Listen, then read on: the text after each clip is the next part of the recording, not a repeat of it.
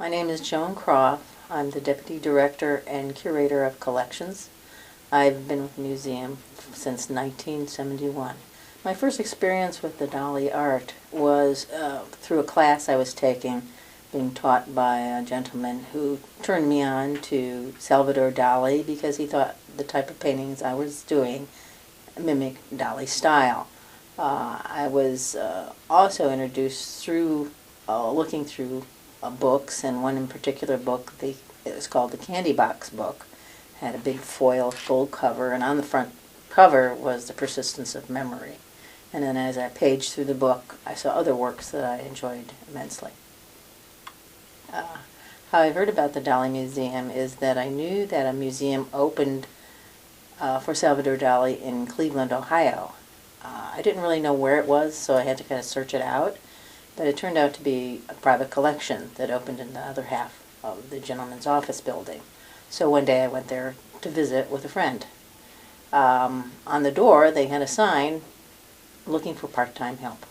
And I said, well, that's right up my alley. I had been studying art, had been a painter for several years, did art in kinds of forms, so I was very interested in Salvador Dalí as an artist.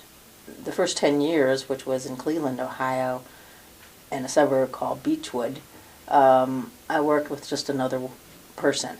And we did the tours, we had a little store, we wrote the press releases, we answered inquiries. And then when they decided to move the collection to St. Petersburg, the owner, Mr. Reynolds Morris, asked me if I wanted to go. I said yes.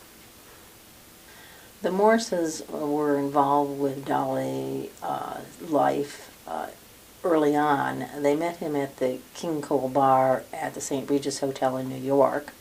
And then in the 1950s, they made the trek to Figueres, Spain, where Dalí was born, and started to go almost every year after that to spend time, sometimes several months, exploring the countryside and beginning to understand the subject matter and the landscape that influenced Dalí's paintings.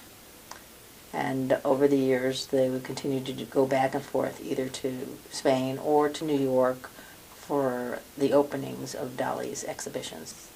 Well, after about 10 years in Cleveland, Ohio, the Morrises decided to find a permanent home for the collection. They were getting ready to retire, though that's something they really never did. So they decided they want to find a permanent home, and several locations were interested in the collection, but maybe there were strings attached, or they only wanted one or two of the paintings. But the stipulation for Reynolds Morris was that the paintings stay all together, and so St. Petersburg came up with the best offer. They gave us a certain amount of operating funds.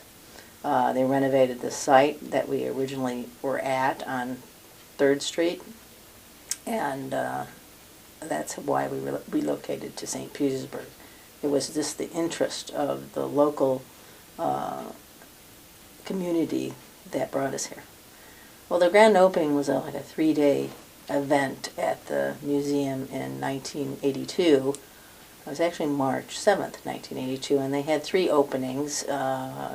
Community leaders came to certain ones, people from outside the country came to another, and then we had the public grand opening. And we had a festival in the park with a big hot air balloon and a big tent, and it was a very exciting ribbon cutting, and it was very exciting for all those that were involved in bringing this collection to St. Petersburg. The Morrises were involved from the very beginning when we moved here to St. Petersburg. We thought they were going to retire, but they didn't. Mr. Morris and Mrs. Morris spent a lot of time going back and forth between Cleveland and St. Petersburg, and when they would come to St. Petersburg, they would be involved in the operations and administrational issues.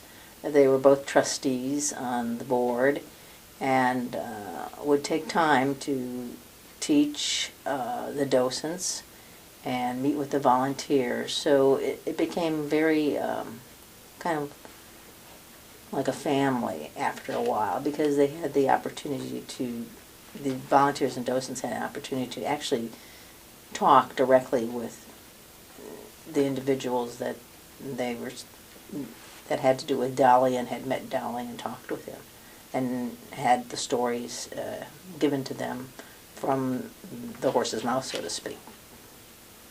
Well, the museum itself is dedicated to one artist, Salvador Dalí, and so many museums have a variety of things in their collection. So our main focus and mission is to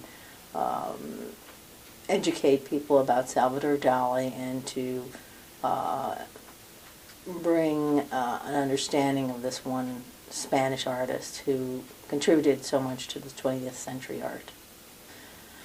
The Morrises, I think, would say that they're extremely pleased that